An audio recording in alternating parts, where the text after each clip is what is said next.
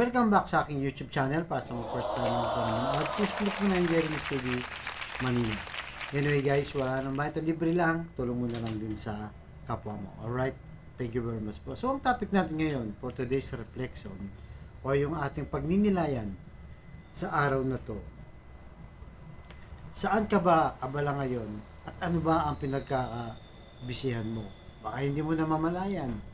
Sa sobrang busy mo, akala mo i-control mo yung kinabukasan. Hindi natin alam kung ano ang mangyayari kinabukasan. So kahit ngayon, maingat na maingat ka sa mga kilos mo sa buhay o kahit na nagsisikap ka para sa kabuhayan mo, para sa pamilya mo, hindi mo pa rin alam kung anong mangyayari bukas. Diba? Dahil hindi natin kontrolado yan. Isa lang ang may control niyan ay ang ating Diyos. Kaya ang thrill dito, kailangan ay lagi tayong gumawa o nagpapakabuti tayo sa araw-araw nating pamumuhay. Di ba? Kahit masama ang sitwasyon natin guys, kahit namumblema tayo, patuloy tayong gumagawa ng mabuti. Kaya nga sabi sa Taga-Galasya, chapter 6 verse 9, at huwag tayong mga pagod sa paggawa ng mabuti, sapagkat sa kapanahon ay magsisisi pa rin tayo kung hindi tayo mga hihimagon. So yun guys, di ba? Ang napakasimpleng basic kasi, kung ano ang tinanim ay yun din ang aanihin. Kaya pag gumagawa ka ng masama, di ba? Halimbawa, pinasok mo yung illegal na droga, totoo naman, malaki ang pera dyan. Talagang kikita ka dyan ng napaka-easing money. Yun ay kung hindi ka mahuhuli. Di ba? Pero pag nahuli ka, yung tinanim mong illegal na yun, tsak yun ay sa kulungan ang iyong aanihin. Di ba? Ganon din sa mga nagnanakaw, di ba? Sa mga bangko, pinapasok yung bangko, o kaya mga kinukuha yung mga alahas. Yun ang tinatanim nila. Swerte sila kung hindi sila mahuli at may pera sila. Pero ganun pa man, wala silang katahimikan.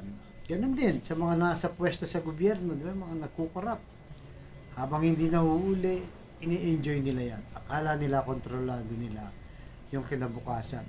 Pero pag nahuli sila, ayun, lahat ng pinagpaguran nila, lalo na galing sa kasamahan, ay mawawala na parang bula at pagsisisihan nila. Marami ng ganyong kasos dito sa ating bayan. Kaya kailangan guys, sundin lang natin yung napaka-basic, di ba? Nasa tao ang gawa, nasa Diyos ang awa. So, gumawa tayo ng gumawa ng mabuti. Gawin mo yung trabaho mo, di ba? Kung security guard ka, gawin mo. Kung janitor ka, kung empleyado ka ng opisina, kung professional ka, doktor, engineer, gawin mo lang kung ano ang nararapat at gumawa ka lang ng kabutihan. Ay tsak yun, ang iyong hanin ay kabutihan din. Diba? So, yan po ang ating kailangan pagsikapan dahil wala talaga tayong control. Huwag mo sabihing malakas ka ngayon. Diba? Nag-gym ka na walang mangyayaring hindi masama sa'yo. Hindi ko naman sinasabing may mangyayari, pero hindi natin kontrolado, di ba? Kaya kailangan araw-araw excited tayo gumawa ng mabuti. Hindi man tayo perfecto, guys. Hindi man perfecto, nakakagawa tayo ng 100% na kabutihan. Pero at least majority nito, di ba? Puro kabutihan kesa sa kasamaan. Kaya yung tiwala natin sa Diyos, di ba? Habang tayo yung nagtatrabaho, habang tayo gumagawa ng mabuti, hayaan lang natin siya. Di ba? Kumbaga sa halaman, pag nagtanim ka ngayon, ang gagawin mo lang, di ba? Sa umaga, didiligin mo. Pagka may tumutubong damo, tatanggalin mo yung damo. Bibigyan mo ng vitamins. Araw-araw mo lang yung gagawin, guys. Ganyan ang magsasaka, di ba?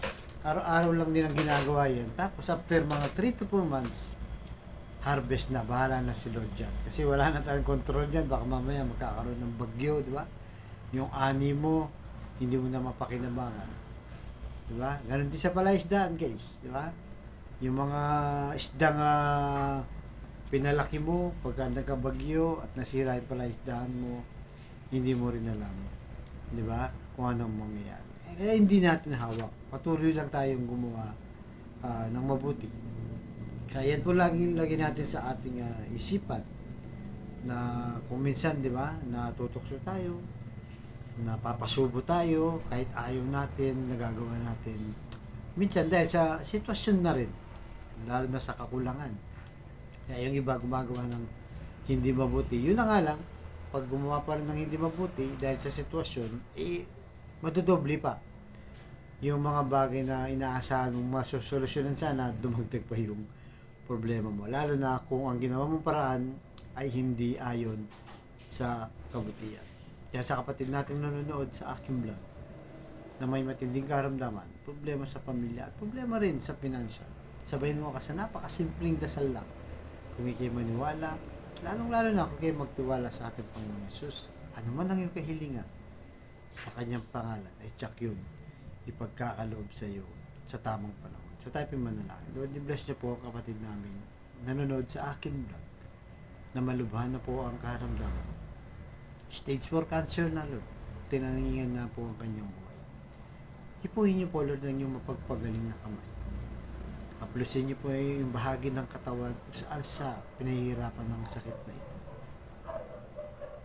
Yakapin niyo po, Lord, para sa kanyang pamilya. Tanggalin niyo po yung kanyang karamdaman. Alam naman po namin, Lord, na walang imposible sa iyo kung iyong loloobin. At ganoon din po sa pamilyang nagkakagulo, nakakasira dahil sa hindi pagkakaunawaan.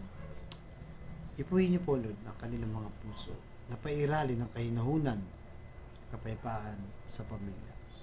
At pagbikis-bikisin niyo po muli para bumalik ang magandang relasyon. At ganoon din po, Lord, sa financial na kailangan naming lahat.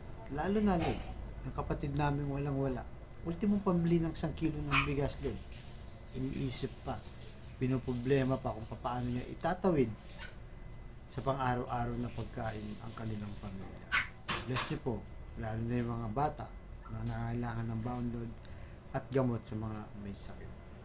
Hihingi po namin, Lord, na buong pagkumbaba, yung iyong kapatawaran sa aming mga kahinaan at kasalanan sa buhay.